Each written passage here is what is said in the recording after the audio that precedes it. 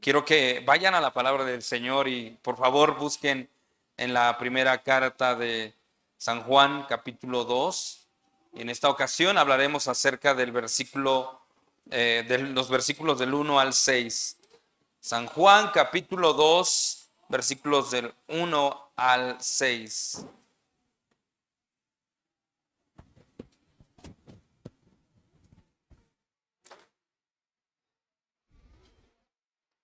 Después oramos. Hijitos míos, estas cosas os escribo para que no pequéis. Y si alguno hubiere pecado, abogado tenemos para con el Padre, a Jesucristo el justo. Y Él es la propiciación por nuestros pecados. Y no solamente por los nuestros, sino también por los de todo el mundo. Y en esto sabemos que nosotros le conocemos si guardamos sus mandamientos. El que dice, yo le conozco y no guarda sus mandamientos, el tal es mentiroso y la verdad no está en él. Pero el que guarda su palabra, en este verdaderamente el amor de Dios se ha perfeccionado. Por esto sabemos que estamos en él. El que dice que permanece en él debe andar como él anduvo. Amén. Oramos. Padre nuestro, te doy muchas gracias, Padre, porque tengo ese privilegio de ser pastor y de compartir tu palabra. Sin embargo, necesito de tu ayuda, Señor. Necesito de tu gracia. Yo estoy delante de ti, Señor. Y no es falsa modestia, Señor, de verdad. Necesito de tu Espíritu Santo para ser fiel y para tener denuedo en la predicación de tu palabra. Dame ese ánimo y ese gozo y esa pasión por hacerlo, Señor. Bendice a tu pueblo, Señor, porque también vengo de parte de ti, Padre. Habla a tu pueblo, que ninguno endurezca su corazón. Que no se endurezca nuestro corazón, Señor. Ablanda con el poder de tu Espíritu Santo nuestros corazones para que podamos escuchar tu palabra. Porque no se trata de nosotros, Señor, sino de ti, Padre. Se trata de tu gloria, se trata de tu poder, se trata de la edificación de tu pueblo. Aliméntanos con tu palabra, Padre. Necesitamos de ti. Estamos necesitados del poder de tu Espíritu, no solamente para escuchar tu palabra, sino también para vivir. Oh Señor, dirígenos en esta ocasión. Suplico, Señor, por los méritos de nuestro bendito Señor Jesucristo. Amén. La pregunta que hoy vamos a responder en esta tarde es, ¿cómo sabes que eres un cristiano? ¿O cómo podemos saber que somos verdaderos cristianos? Y no quiero que cierres tu mente y tampoco que cierres tus oídos. Y puedes decir, bueno, creo que este sermón no es para mí, porque yo sí soy un verdadero cristiano. Creo que esto es para todos nosotros. Creo que ese texto, por eso está escrito, porque la palabra de Dios trasciende las edades. Nos habla todos los días a nosotros mismos. Cada vez que leemos, cada vez que meditamos, cada vez que consideramos las escrituras, cada vez podemos tener hambre, podemos tener gozo, podemos tener confirmación de la palabra. Sí, y no puedes pensar que este mensaje no es para ti, que por supuesto es para todos, es para el que tiene esa experiencia cristiana, que siente preocupación por saber qué señales hay de que es un verdadero cristiano, pero también para ti, hermano, que llevas muchos años en el camino del Señor, porque a veces tenemos muchas luchas, entonces nuestro camino se torna un poco oscuro y necesitamos venir a la palabra del Señor para animarnos, para consolarnos y para descansar en el Señor. Y en esta ocasión, hermanos, podemos animarnos. Yo a lo largo de las escrituras veo historias de conversión, porque esa historia antigua, esa historia de conversión que yo experimenté, esa historia de conversión que todos los cristianos tenemos, esa misma historia que ha transformado nuestros corazones, esa misma historia sigue estando vigente, sigue siendo un motor de ánimo, un motor de gozo para la vida de los cristianos. Yo veo en las Escrituras, por ejemplo, la conversión de Saulo, que conocemos más adelante como Pablo, y es una de las historias más conocidas de la Biblia. Ustedes y yo sabemos que Saulo era un perseguidor de los cristianos también. Él creía, porque perseguía a la iglesia, creía que los cristianos amenazaban la ley de Moisés. Sin embargo, Pablo en el camino a Damasco fue golpeado por una luz brillante y oyó la voz del Señor Jesús, quien le preguntó: Saulo, Saulo, ¿por qué me persigues? Y Saulo se convirtió. Y no solamente se convirtió, sino que pasó a ser uno de los principales apóstoles del Señor Jesús, hermanos. Saulo experimentó con todo su poder la gracia del poder transformador de Jesucristo. Esa misma experiencia de Pablo en ese momento, en esa ocasión, esa misma experiencia lo llevó a ser un hombre que tan pronto vino a los pies de Cristo, su relación con Dios fue transformada. Recuerdo que el Señor Jesús le dice a Ananías: ve a tal lugar, porque ese hombre llamado Saulo ora. Empezó a buscar al Señor con su deseo de tener relación con Dios. Empezó a desear y anhelar cumplir la voluntad de Dios. Empezó a querer ser un hombre santo, cuando nosotros lo vemos en sus cartas constantemente. Por ejemplo, en Romanos capítulo 7, cuando dice: yo soy un hombre miserable. Todavía en mi propia carne cumplo la ley del pecado, pero mi anhelo es hacer la voluntad de Dios. Pero después salta al capítulo 8 y dice: pero sean dadas gracias a mi Señor, que no me ha dejado en esa condición y me ha dado de su espíritu, y su espíritu me hace andar en él. Vemos a un hombre que fue transformado y su vida fue santificada. Y no solamente fue santificada, anhelaba la santidad. Él anhelaba glorificar a Cristo, porque decía que mientras más experimento toda esa clase de naufragios y aflicciones por causa de Cristo, me gozo. Esa es mi corona. Veo la gracia de Cristo obrando en mi vida y llevando el evangelio a otros lugares. Las cosas que me han sucedido, dice Pablo, han redundado para el bien del evangelio. Vemos un hombre que amaba, que apasionado por el Señor. Y esto fue evidencia de que realmente era un verdadero cristiano. Mis amados hermanos, no podemos vivir toda la vida apáticos. Muchos de nosotros caemos en el apatismo, en la apatía. Y tristemente, hermanos, muchos piensan que ser presbiteriano es ser callado, quieto y apático. No, mi amado hermano. De verdad necesitamos adquirir fuerzas, gracia y poder del Señor por causa de su evangelio, de la nueva vida que ha producido Cristo. Por lo tanto, en esta ocasión es para nosotros, porque es una confirmación de fe. En esta ocasión hablaremos que un verdadero cristiano debe tener evidencias genuinas de su fe, puesto que Dios ha provisto estas señales para que su fe sea confirmada.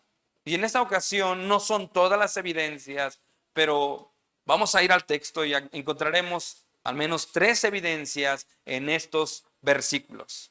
En primer lugar, hablaremos acerca de los versículos 1 y 2. Y la primera evidencia de que uno es realmente un cristiano es cuando tú conoces y aceptas el testimonio de Cristo a tu favor. 2 cosas importantes. El verdadero cristiano es aquel que conoce, que ha escuchado, que por la fe ha escuchado y recibe el testimonio de Cristo a su favor. Y Pablo comienza con una palabra que regularmente usa esta palabra ahí en sus cartas. Dice hijitos, y lo usa muy comúnmente, hijitos. En calidad de pastor, Juan anima a los hermanos a abandonar el pecado y ser hijitos. Estas cosas os escribo para que no pequéis. Y les anima a tener una seguridad de su salvación, hermanos, porque realmente Él da consuelo y confianza. De verdad, hermanos, una de las cosas más difíciles en la vida uno de los oficios más difíciles es ser pastor. Vemos a Juan, un hombre anciano, un hombre dedicado al Señor, que con mucho amor habla a la iglesia, que probablemente era la iglesia de Éfeso, inclusive a las iglesias de Asia, y les dice: hijitos. ¿Qué notamos aquí? Toda la ternura, ¿verdad? Todo el amor que puede tener un pastor. Es muy difícil para el pastor decir a la grey hijitos. Pero verdaderamente, mis amados hermanos, la razón por la que muchas veces los pastores sufrimos toda clase de situaciones y toda clase, inclusive nuestras propias luchas, inclusive las luchas en la familia, inclusive toda clase de experiencias, es debido al amor que deberíamos tener por la grey.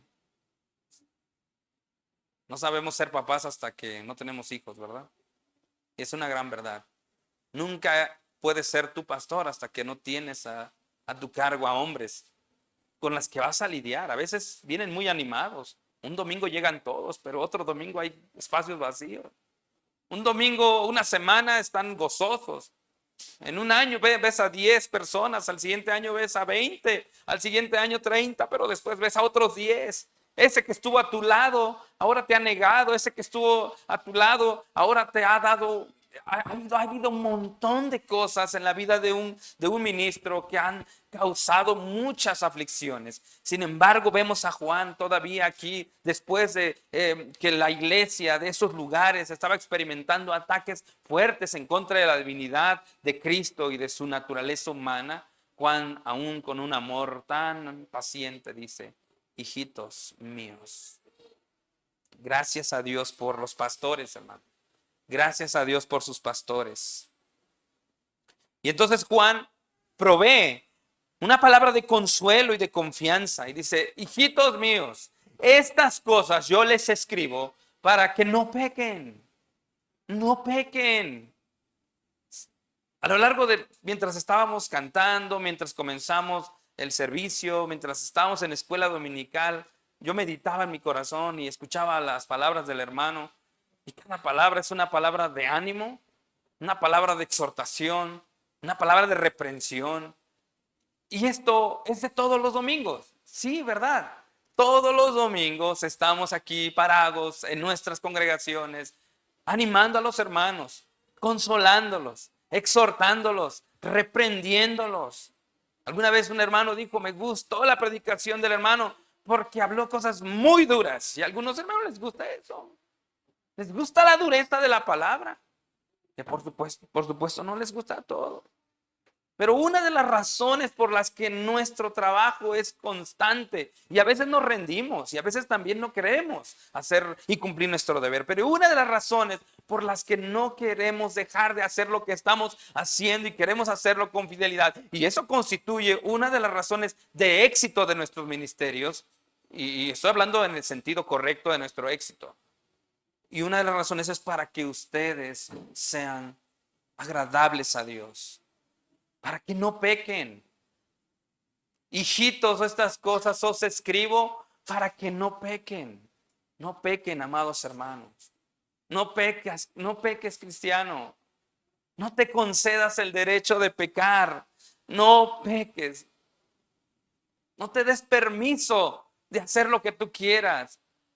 La lucha ministerial tiene muchas dificultades, pero mis amados hermanos, en la semana, allá en tu intimidad, en tus redes sociales, con lo que ves, con lo que haces constantemente, en tu casa, con tus hijos, con tu familia, no peques. En el nombre de Cristo, no peques.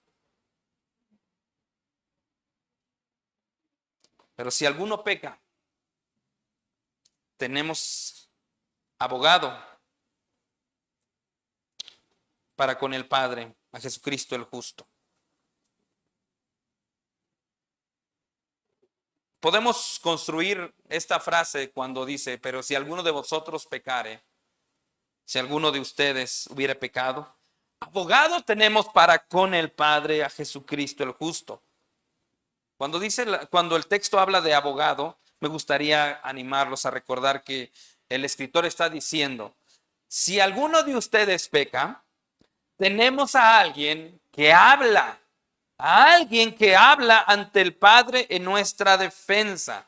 Y esa es la primera cosa que deberíamos conocer los cristianos, que verdaderamente estamos en Cristo. A alguien, tener una confianza plena en que tenemos a alguien que habla ante el Padre en nuestra defensa, alguien que aboga por nosotros.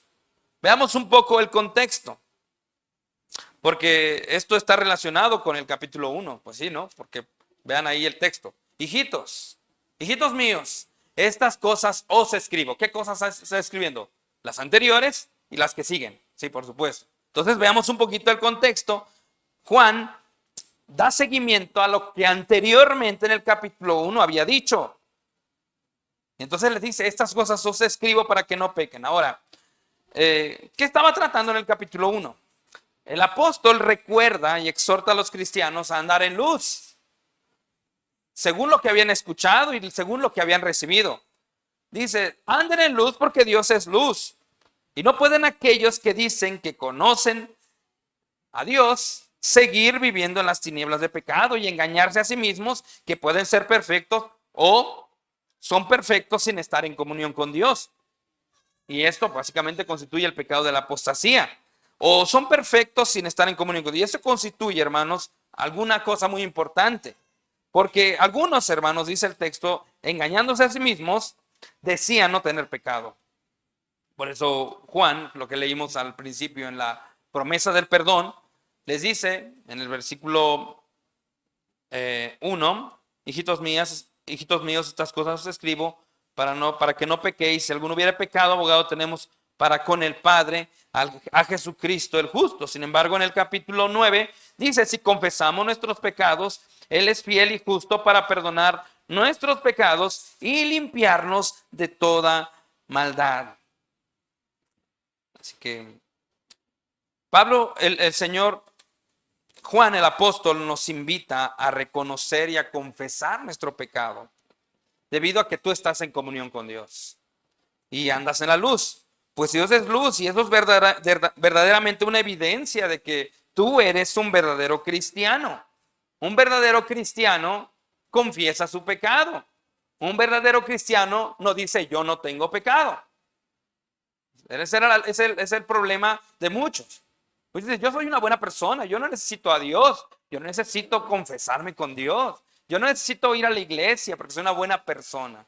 Un verdadero cristiano es una persona que reconoce su pecado, reconoce su condición y viene a Cristo y pues confiesa su pecado y tiene un abogado. Tiene a alguien que habla en su defensa delante de Dios. Ahora, nosotros tenemos prejuicios que hemos formado y pues realmente cuando vemos a una persona caminando en Cristo, es que le decimos, es que tantos años que llevas en la iglesia y todavía luchas con tu pecado, todavía eres así muy enojón, le dices a tu esposo, ¿no? Y eso que vas a la iglesia, ¿y con qué cara vas a ir a la iglesia si acabamos de pelear? Bueno, las esposas. Y hay hermanos que le dicen a otros, ay, debería ya de abandonar todo su pecado. Alguna vez una hermana le dijo a un hermano que, hermano, yo tengo problemas de pecado, vicios del pasado. Y la hermana dice, voy a orar por usted, hermano. El siguiente domingo llega y le dice al hermano, hermano, estuve orando toda la semana por usted. ¿Ya dejó ese pecado? Tal parece que es muy fácil, ¿no? Me parece que es así. Debes tú abandonar todo tu pecado. ¿Por qué sigue siendo así después de tantos años en el cristianismo? Ahora, podemos aclarar un poquito esta idea y definir mejor esta enseñanza.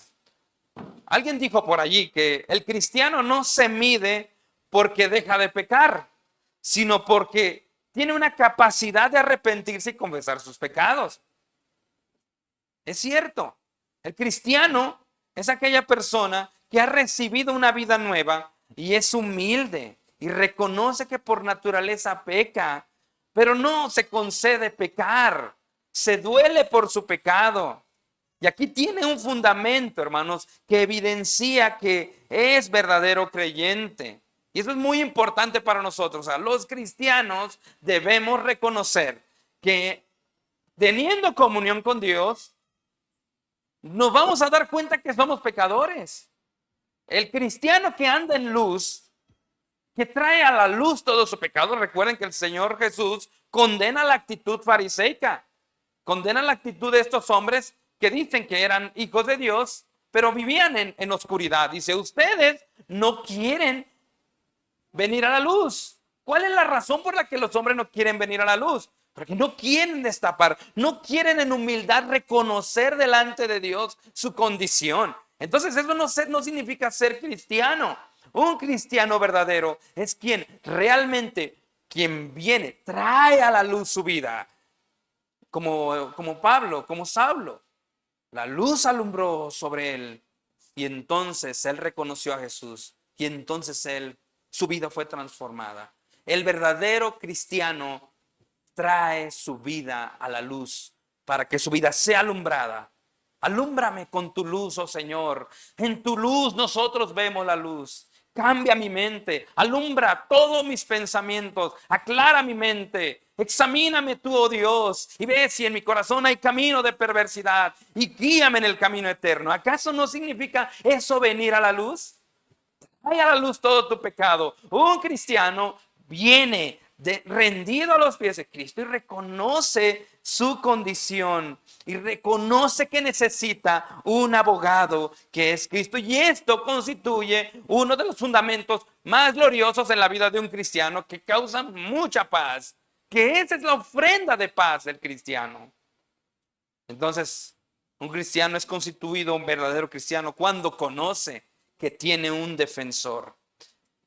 Hermanos, esta frase, abogado tenemos para con el Padre, Jesucristo el justo, es una expresión ampliada.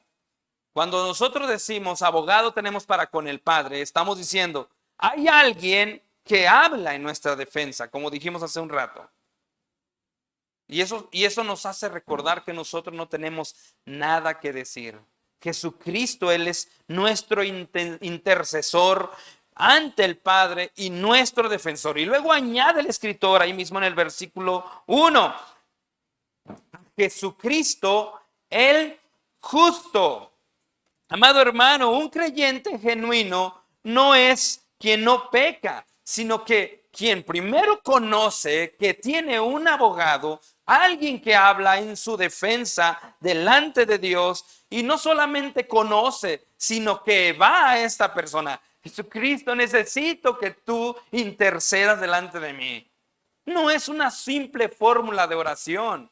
Vengo en el nombre de Jesús. Realmente es una fórmula constante que nos hace reconocer en humildad que nosotros no podemos estar delante de Dios a menos que no vayamos por el mérito de Cristo.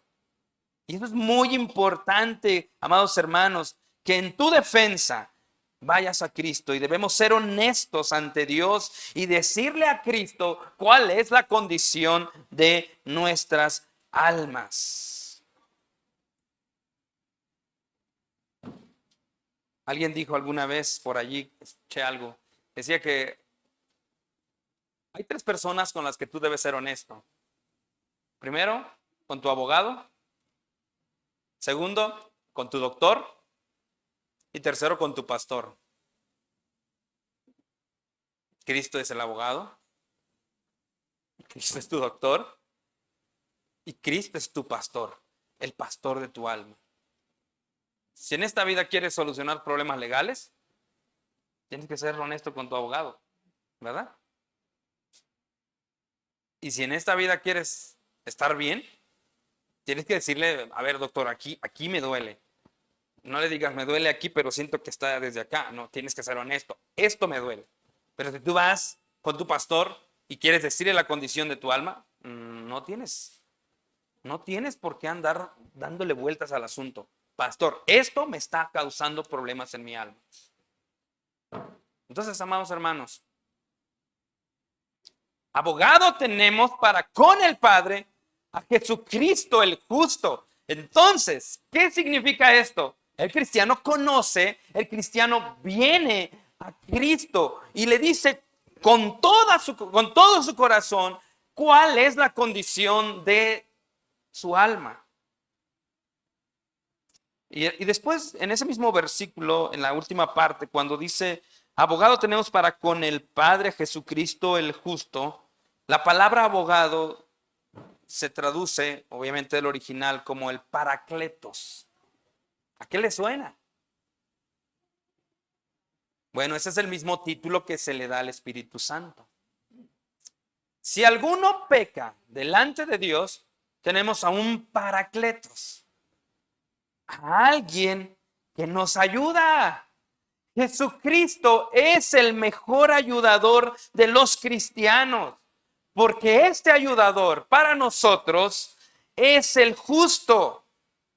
Es el justo. Aquí tenemos algunos textos que nos pueden ayudar a recordar esto y no dudar que deberíamos no solamente conocer que tenemos un defensor, que tenemos un ayudador que es el Paracletos, que es el Señor Jesucristo, sino también nos debe a ir. Necesitamos ir, mis amados hermanos. Necesitamos ir. Primero, Hebreos 2:11. Usted puede buscarlo, por favor. Busque Hebreos 2:11. No debemos dudar que ese ayudador es Jesucristo, y no solo eso, sino que es el justo, dice la palabra del Señor. Hebreos 2:11. Quiero leerlo en esta versión, usted puede leerlo en su versión, pero dice así, la nueva Biblia de las Américas dice, porque tanto el que santifica como los que son santificados son todos de un Padre, por lo cual Él no se avergüenza de llamarlos hermanos. Amados hermanos, tenemos un ayudador que nos dice hermanos. Delante del Padre hay alguien que habla y que le dice, Padre, mis hermanos. Qué precioso ayudador tenemos, hermano. Qué precioso ayudador tenemos. No se avergüenza de llamarnos hermanos.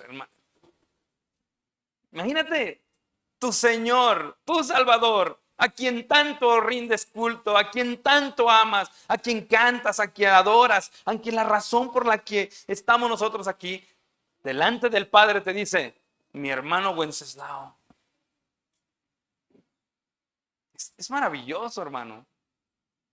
Esto debe conmover el corazón de un cristiano verdadero, pero también debe animarte a ti si no estás fundamentado en Cristo para venir y decir, Jesús, sé tú mi abogado, eres tú mi ayudador. También, hermanos, Él no es justo, Él únicamente es justo porque conoce nuestras debilidades. Hebreos 4:15, busque Hebreos 4:15, ahí está mismo en Hebreos. Dice la palabra del Señor de esta manera.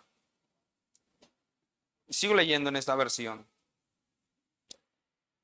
Porque no tenemos un sumo sacerdote que no pueda compadecerse de nuestras flaquezas, sino uno que ha sido tentado en todo como nosotros, pero sin pecado. Este pasaje nos recuerda una y otra vez que tenemos a alguien que intercede por nosotros, conociendo aún nuestras debilidades. Maravillosa gracia que tenemos de Cristo Jesús, que aún reconociendo y sabiendo que somos polvo, que somos pecadores, Él sigue intercediendo por nosotros. Que no te quede duda, cristiano.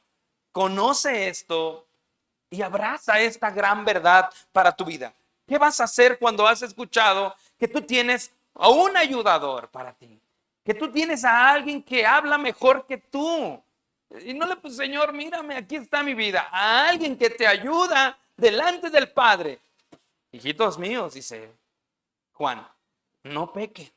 Es escrito para que no pequen, para que vivan en la luz, para que caminen, para que busquen al Señor. Pero si alguno de ustedes pequen, pecan, por favor no olviden, tenemos a alguien que habla delante de Dios en nuestra defensa. Y ese alguien que habla en nuestra defensa se constituye mi hermano, tu hermano, nuestro hermano.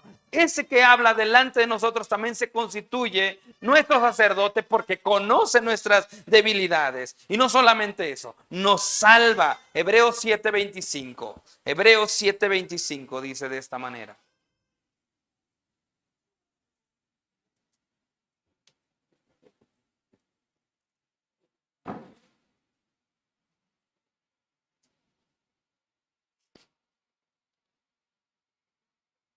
Por lo cual, Él también es poderoso para salvar para siempre a los que por medio de Él se acercan a Dios. ¿Te das cuenta aquí?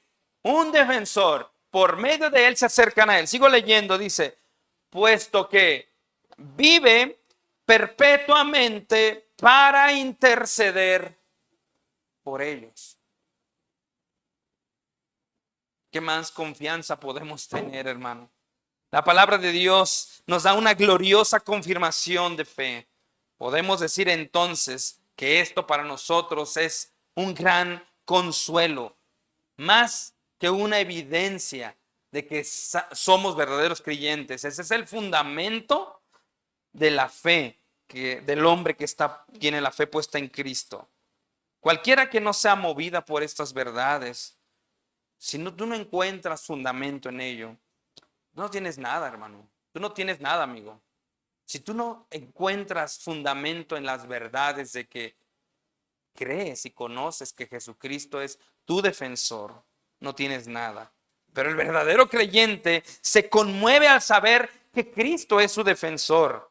Amigo, no estoy predicando para que tú digas, es que creo que no soy cristiano.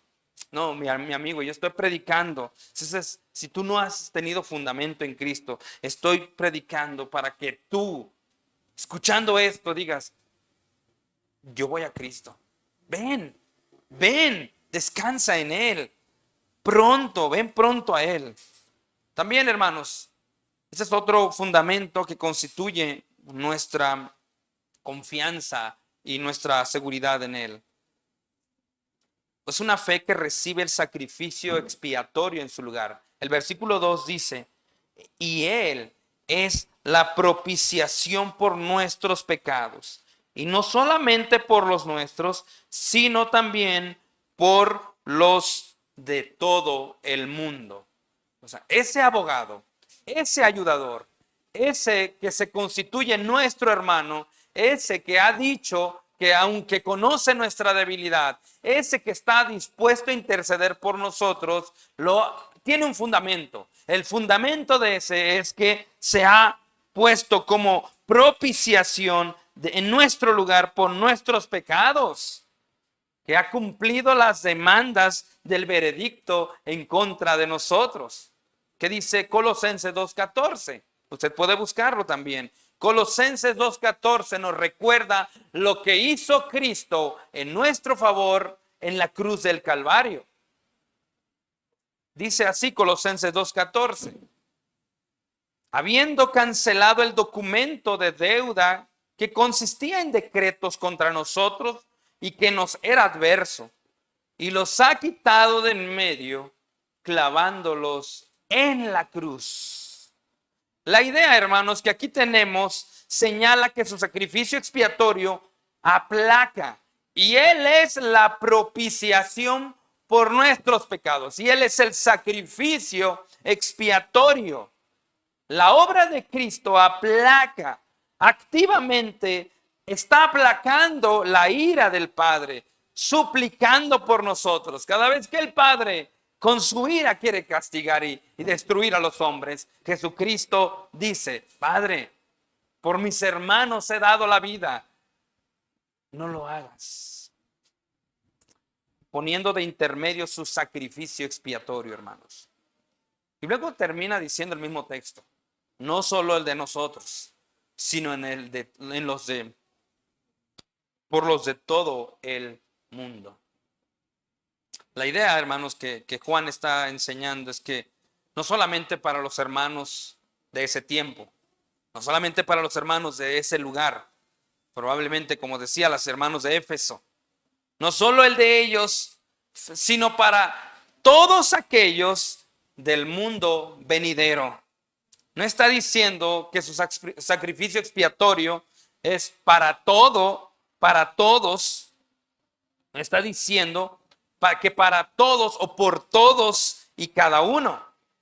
Estaríamos hablando del sacrificio de Cristo universal y que Jesucristo murió por todos los hombres. Y estaríamos teniendo problemas con la palabra del Señor, sino por la humanidad en general y en específico para todo aquel que en Él cree. Dicho de otra manera, el sacrificio de Cristo es suficiente para perdonar los pecados de todo el mundo, pero es eficiente para todo aquel que en Él cree.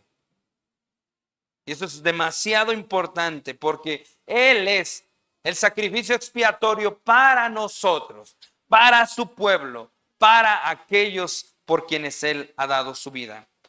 Y esa es una evidencia, hermanos, en la que tenemos que poner toda nuestra confianza. Primero, como dijimos, es importante conocer, pero también es importante aceptar el sacrificio de Cristo a nuestro favor, saber y recibir la intercesión de Cristo, y no solamente la intercesión, sino el sacrificio de Cristo a nuestro favor, y ese es el primer paso de una fe salvífica, y eso es una evidencia de que realmente eres cristiano. Robert King, en su himno Cuán firme cimiento, que muchos de nosotros sabemos y cantamos, dice de esta manera: al alma que anhele la paz que hay en mí, jamás en sus luchas la habré de dejar. Aun cuando el infierno la quiera perder, yo nunca, nunca la habré de olvidar. Es una verdad muy bonita y cantamos constantemente este himno. Cuán firme cimiento hay en Cristo Jesús. Hermano, te animo a que tu corazón sea cimbrado al saber que Dios ha declarado esto para que tú nunca seas olvidado. Cada día, hermano, del Señor, tú vienes a la iglesia y procuras esforzarte y prepararte todos los días del Señor y procuras en la semana ser un buen cristiano. Pero a menudo caes en pecado, a menudo caemos en pecado, en los pecados habituales. Pero no debes olvidar, hermano, que la palabra del Señor está escrita y nos está dejando un gran consuelo para que toda el alma que necesite seguridad de vida y de fe esté afirmado en Cristo Jesús. Y la segunda cosa, hermanos, que debemos leer y que debemos encontrar que constituye una seguridad para la salvación del creyente es cuando el cristiano demuestra que tiene comunión con Dios y le ama. Esa es otra evidencia de que realmente eres cristiano. Cuando tú como cristiano demuestras que tienes comunión con Dios y le amas. Versículos del 3 al 5 en la primera parte. Aquí vemos dos aspectos de una fe genuina otra vez. Dice el pasaje del versículo 3, capítulo 2, versículo 3. Y en esto sabemos que nosotros le conocemos si guardamos sus mandamientos. Después dice, y el que dice yo le conozco y no guarda sus mandamientos, el tal es mentiroso y la verdad no está en él. Y el otro aspecto, hermanos, es que dice, pero el que guarda su palabra, en este verdaderamente el amor de Dios se ha perfeccionado. Ese es el otro aspecto de una persona que evidencia que está en el Señor. Todo aquel que ha llegado a conocer a Dios obedece su palabra. ¿Has conocido a Dios? ¿Quieres obedecer tu palabra? Así lo dice el versículo 3. Y en esto sabemos que nosotros le conocemos si guardamos sus mandamientos. Conocer a Dios, hermanos, entonces es igual a tener comunión con Él. Cuando el escritor dice, y en esto sabemos que nosotros le conocemos, básicamente lo que está diciendo, y en esto sabemos que nosotros podemos tener comunión con Él. Si tú conoces a Dios, debes saber entonces, hermano, que Dios no quiere que tengas una relación de cada domingo. Él quiere que tú como cristiano tengas una relación con Dios íntima, constante y consistente, porque solo así vas a querer anhelar cumplir sus mandamientos. Entonces podemos decir, hermanos, que el hombre que cumple los mandamientos de Dios es el que verdaderamente conoce a Dios y es una evidencia clara de que ha nacido de nuevo. Una evidencia de que tú estás en Cristo. El versículo 4 lo dice de otra manera.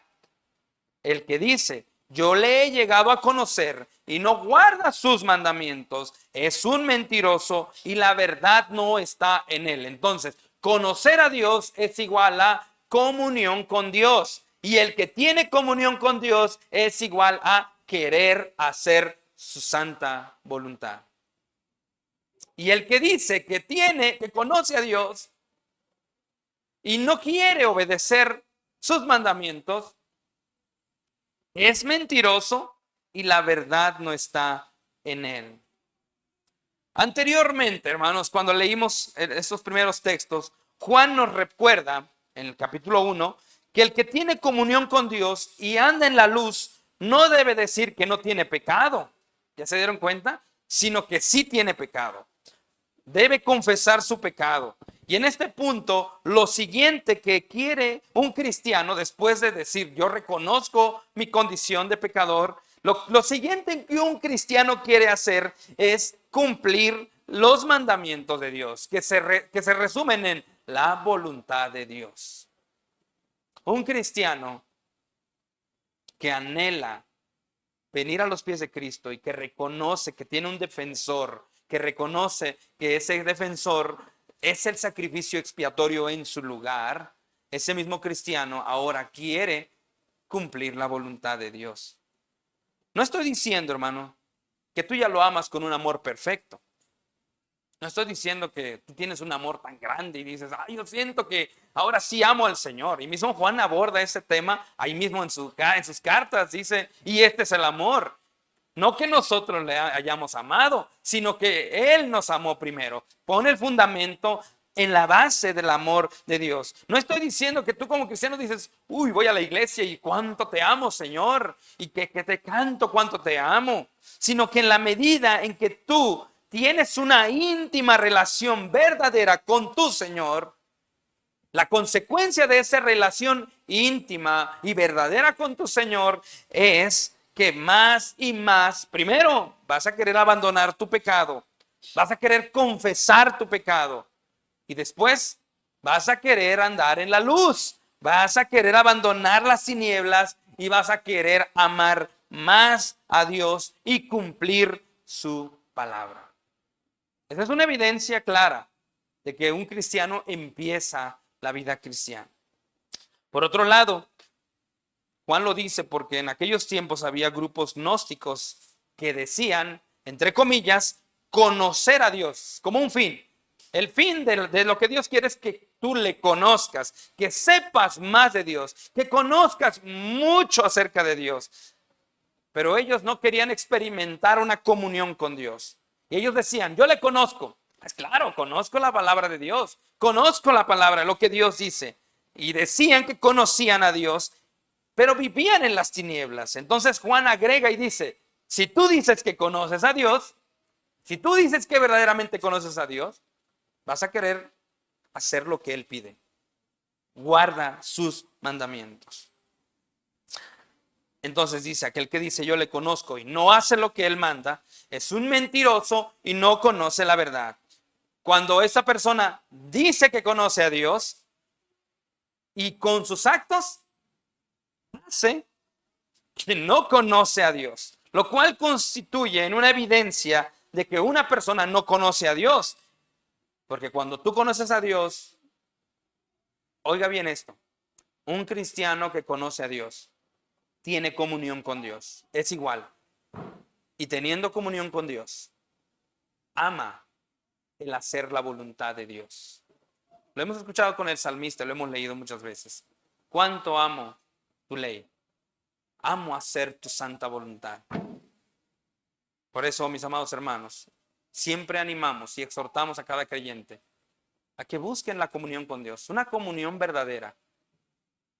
¿Cuántas veces hemos escuchado que muchos, es que Yo conozco, claro, yo conozco de la palabra de Dios, pero recuerden, hermanos, una cosa es conocer, otra cosa es conocer, otra cosa es vivir lo que verdaderamente conocemos. Y eso es muy importante.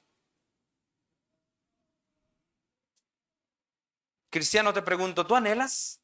¿Tú anhelas obedecer su palabra? Entonces le conoces. Pero si no anhelas hacer la voluntad de Dios, no le conoces. Conoces muchas letras, conoces mucho acerca de lo que Dios dice y de lo que Dios es, pero tu corazón sigue estando hueco. Y yo te invito a que vengas pronto a los pies de Cristo. También dice que todo aquel que obedece su palabra, versículo 5 en la primera parte, pero el que guarda su palabra, este es en este verdaderamente el amor de Dios se ha perfeccionado. Y quiero puntualizar en este punto. Jesús dijo, el que me ama mi palabra guardará. Ya dijimos hace un momento. Pero aquí tenemos otra consecuencia de anhelar hacer la voluntad de Dios. Dice, otra vez leemos, pero el que guarda su palabra, en este verdaderamente el amor de Dios se ha perfeccionado. En pocas palabras, en un resumen, todo aquel que obedece la palabra de Dios es un cristiano experimentado, porque demuestra en primer lugar que ama a Dios. Y no solo eso, sino que el amor de Dios está en él. El amor de Dios mora en él. Cuando el cristiano empieza a saber qué significa amar a Dios, porque amar a Dios ya lo sabemos. Pablo dice en Corintios que amar a Dios significa todo lo soporta, todo lo sufre, todo lo puede. Y eso es parte del amor. Amar es sacrificio, amar es entrega, amar es dedicación. El que ama a Dios demuestra que Dios le ama, que Dios le satisface con su gracia. Amados hermanos, el amor es una virtud que viene de Dios, que produce que tú como creyente ames el obedecer sus mandamientos. Por eso el texto dice, el que quiere hacer la voluntad de Dios, ¿sabe por qué lo quiere hacer? Es porque tiene el amor de Dios obrando en él. ¿Cómo? ¿Cómo tú, como cristiano, puedes demostrar que tienes el amor de Dios? Juan en repetidas ocasiones dice, ama a tu prójimo. Otra evidencia de que realmente eres creyente, verdadero cristiano, es que amas a tu prójimo. En el capítulo 4, ahí mismo en primera carta de Juan, nos dice, en el versículo 1, 4:12, dice de esta manera. Nadie ha visto a Dios jamás. Si nos amamos unos a otros, Dios permanece en nosotros y su amor se ha perfeccionado en nosotros. Otra vez, nadie ha visto a Dios jamás.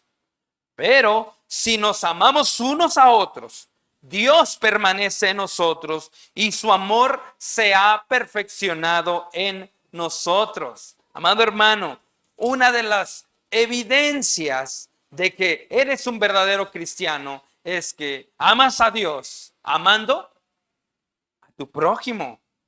Un genuino cristiano que tiene el amor de Dios no tiene problemas con el perdón. No tiene problemas con perdonar.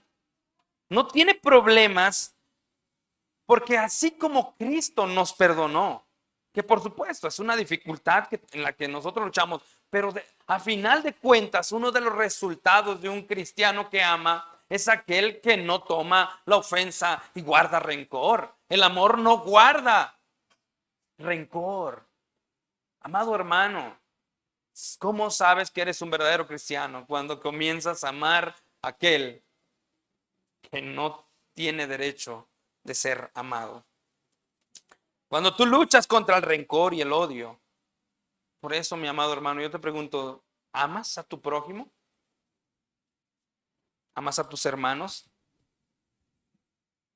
Todo aquel que ama a Dios, todo aquel que dice que conoce a Dios, tiene comunión con Dios, anhela tener comunión con Dios, ama a Dios, quiere hacer la voluntad de Dios, también anhela tener comunión con los cristianos. Esa es una exhortación puntual, constante. No dejemos de congregarnos. Hermanos, conozcan el amor de Dios. ¿Cómo? Unidos por las coyunturas, dice Pablo en Colosenses. Únanse, permanezcan en amor, manténganse juntos, estén unidos. El Señor Jesús oró por nosotros y decía, para que sean uno, así como tú, oh Padre, en mí y yo en ti. Para que sean uno. Amados hermanos, no hay como tal un cristiano solitario. Un cristiano verdadero es un cristiano que ama la comunión con Dios y con sus hermanos. También el versículo 18 del mismo capítulo 4 dice esto. Versículo 18. En el amor no hay temor, sino que el perfecto amor echa fuera el temor, porque el temor lleva en sí castigo, de donde el que teme no ha sido perfeccionado en el amor. ¿Tienes temor? ¿Tienes miedo? Permite, amado amigo, hermano, que Dios llene tu corazón con su amor. Porque el que quiere hacer la voluntad de Dios, el amor de Dios está en él. Y en el amor no hay temor. El escritor en Hebreos dice que hay evidencias para que la fe cristiana se manifieste, pero dice que deberíamos nosotros permanecer, caminar en el Señor. Así que, hermano, amigo, bebe de la fuente de amor. Abandonémonos a Él y comencemos a amar su voluntad. Entonces, en resumen, un cristiano ama a sus hermanos, ama a Dios. Un cristiano que ama hacer la voluntad de Dios es un cristiano en que el amor de Dios está en él. Y la última evidencia, cuando el cristiano anhela andar como lo hizo Cristo. La última parte del versículo 5 y la primera parte del versículo 6 de primera carta de San Juan, capítulo 2, versículo 5 y 6. La última parte dice: por esto sabemos que estamos en Él. El que dice que permanece en Él debe andar como Él anduvo. ¿Cómo sabemos entonces que estamos en Él? Del versículo 5b dice: en esto podemos confirmar que estamos en Él. Cuando el creyente vive en Él, cuando el creyente tiene una íntima relación con su Señor por medio de Jesús, el Cristo. Cuando hay una relación constante y perseverante. Algunos objetarán para defender su cristianismo diciendo: yo hace algunos años me convertí y yo sé que soy un verdadero cristiano, pero a mí no me gusta ir a la iglesia. Algunos cristianos han dicho: yo no sé orar, llevo 5 años en el camino del Señor, pero no sé, no quiero orar, no sé orar. A mí no me gusta la comunión con los hermanos. A mí no me gusta, lo que quiero hacer es irme de aquí. Me parece muy aburrido ir a la iglesia. Me parece muy aburrido ser cristiano. Pero cuando el creyente vive en Él, quiere andar como Él anduvo. Cuando el creyente quiere andar como Él anduvo, se puede añadir que un verdadero creyente tiene una evidencia genuina de su cristianismo cuando ese cristiano quiere hacer lo que Cristo hizo. Cuando tiene un amor por la santidad. Cristo era santo. El cristiano anhela la santidad. ¿El cristiano anhela la santidad? ¿Quiere ser más santo como Cristo? ¿Quiere saber más de Cristo? Cuando el cristiano es un verdadero cristiano, su amor por Cristo es grande y quiere parecerse más a Él. Porque anhela abandonar su pecado, porque anhela confesarlo a Cristo, porque reconoce en humildad su condición. Aquel que ha nacido de nuevo ama honrar a su Salvador con la santidad. Como bien cantamos en este himno hace un momento, dice: para andar con Jesús no hay sendero mejor que guardar sus mandatos de amor. Obedientes a Él, siempre habremos de ser y tendremos de Cristo el poder. Obedecer, dice el coro, obedezcan y confiar en Jesús es la regla marcada para andar en la luz. Escucha otra vez lo que dice este coro y es extraordinario.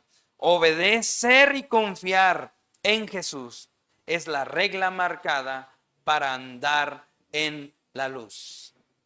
El verdadero cristiano obedece y confía. Dos cosas, obedece y confía. Dijimos hace un momento, ¿en qué confía? En que tiene a un defensor y que ese defensor es su mejor ayudador. Pero también obedece, porque cuando obedece el amor de Dios se perfecciona en él, pero teniendo comunión con Dios. Y todo aquel que quiere hacer esto es porque quiere andar como él anduvo. Es la regla marcada para andar en la luz.